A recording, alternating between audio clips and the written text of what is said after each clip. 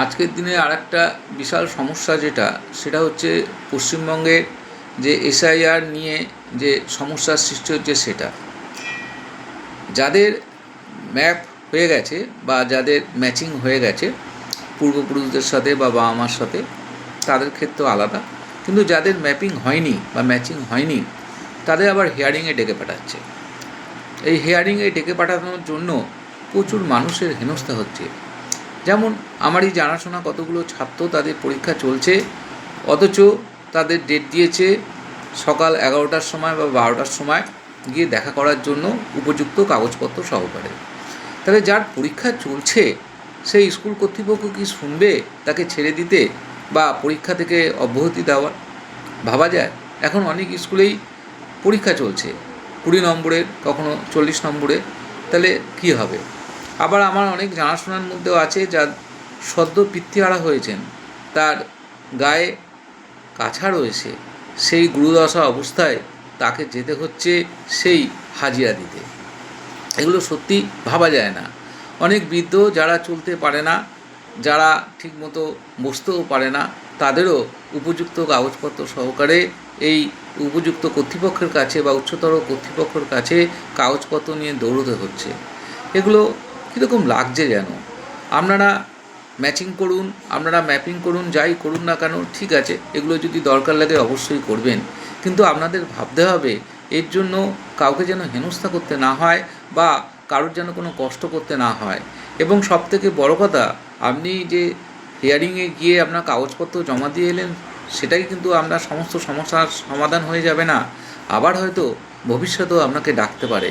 ভাবা যায় এই বারবার যাওয়া। আবার আমার অনেক আত্মীয় বাইরে থেকে এসছেন, কি না বিমানে এসছেন এই হাজিরা দেওয়ার জন্য। তাদের হয়তো আত্মীয়রা এখানে থাকেন, তারাও এখানে হয়তো থাকতেন, কিন্তু এখন তাদের ভোটার কার্ডটা হয়তো এখানে রয়ে গেছে এবং তারা হয়তো কর্মসূত্রে ব্যাঙ্গালোর বা চেন্নাই বা হায়দ্রাবাদ রয়েছেন, তারা আসতে হয়েছে তাদের এই হাজিরা দেওয়ার জন্য।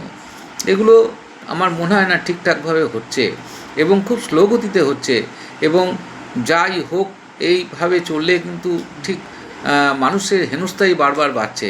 তাই আমি উপযুক্ত কর্তৃপক্ষের কাছে বারবার আবেদন করব যে আপনারা সঠিকভাবে কাজ করুন। আজকে এই কথা বলছে, কালকে অন্য কথা বলছে। আজকে বলছে যে যাদের কাগজপত্র নেই তারা তাদের জন্মের তারিখ, মাধ্যমিকের অ্যাডমিট কার্ড দিয়ে দিলেই হয়তো হয়ে যাবে। পরের মুহূর্তেই আবার বলা হচ্ছে যে না, মাধ্যমিকের অ্যাডমিট কার্ড প্রযোজ্য নয়। আবার পরের দিন হয়তো আদালতে যাচ্ছে, আবার বলছে হ্যাঁ এটা প্রযোজ্য। তাহলে কি করা যাবে?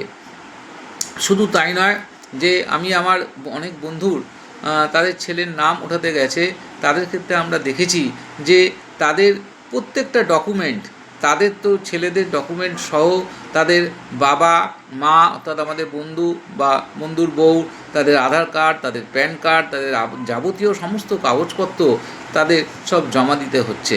তাই আপনারা একটু দেখুন যাতে সাধারণ মানুষের সুবিধা হয়, খুব সহজ সরলভাবে সাধারণ মানুষ যাতে বুঝতে পারে এবং যাতে সবাই কার্যক্ষেত্রে যেতে পারে। কারণ যারা প্রাইভেটে কাজ করে তাদের ক্ষেত্রে কিন্তু এই মালিক কিন্তু ছাড়বে না এই হাজিরা দেওয়ার জন্য, এবং তাদের নামটা যেন এই ক্ষেত্রে কাটা না যায়। তাই আপনাদের কাছে, উপযুক্ত কর্তৃপক্ষের কাছে আমার বিনীত অনুরোধ, আপনারা দয়া করে জিনিসগুলো দেখুন, পর্যবেক্ষণ করুন এবং সাধারণ মানুষের যাতে সুবিধা হয়, কেউ যাতে অযথা হেনস্থা বা হয়রানির শিকার না হয়, সেই দিকে আপনারা লক্ষ্য রাখুন। নমস্কার।